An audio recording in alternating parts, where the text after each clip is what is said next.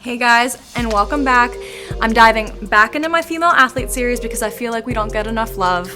So to recap from my last video, we covered body composition and discussed essential body fat and typical body fat ranges that are common for female combat athletes at various time points in their camps.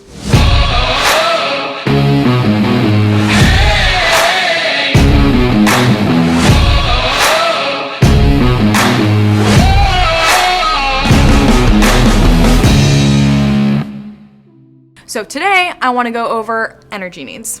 So energy needs are important for a couple reasons. One, if we don't consume enough food to support all our activity, we run into low energy availability, which is essentially when we begin to hurt our natural hormone production, metabolism, and other physiological functions because our body doesn't have enough energy to support these processes. Two, it's super common to eat very low calorie diets in fighting, and it seems that women suffer harsher consequences from doing this than men. I talked a little bit more in depth about this in a previous video, so make sure to go back and watch that for more information. So according to the research, the threshold in which women start to experience negative health consequences is when they consume less than 30 calories per kilogram of fat-free mass per day. And from the research I've gone through, women seem to be much more sensitive to this threshold compared to men. So for example, I've seen some studies that had low energy diets of less than 15 calories, and women experience significant side effects while men experience only a few or none at all. So it seems pretty evident that us women need more calories to sustain our bodies than compared to men. But obviously in the fighting world, it's typical to consume really low energy diets.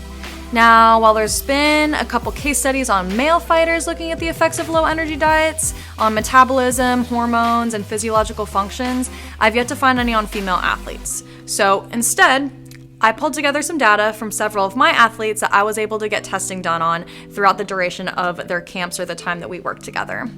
So as you can see, the lowest amount of calories they consumed are slightly under, or if not exactly, the threshold of what is considered low energy availability. And the time frame they are consuming that type of diet is typically about 4 weeks prior to the fight.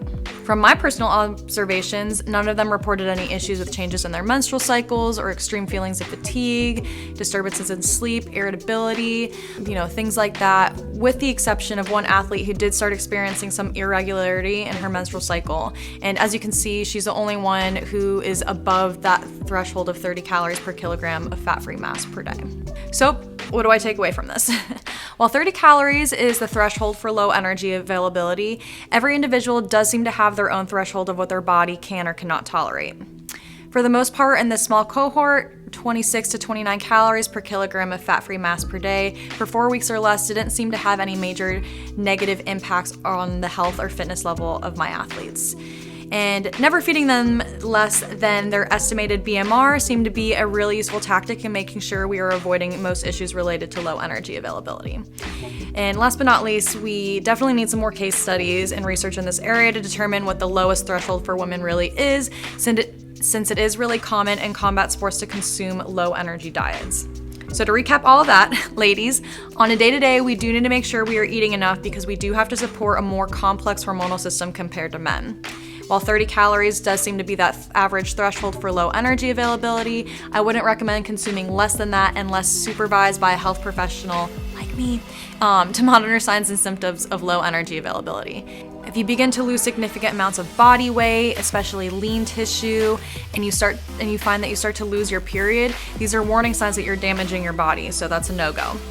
And this is a topic we'll go more into on detail in my next video. So please like this video, share it, spread the knowledge, and stay tuned for the next video where we're going to discuss a concept known as female athlete triad. Thanks for listening, and I'll see you guys later.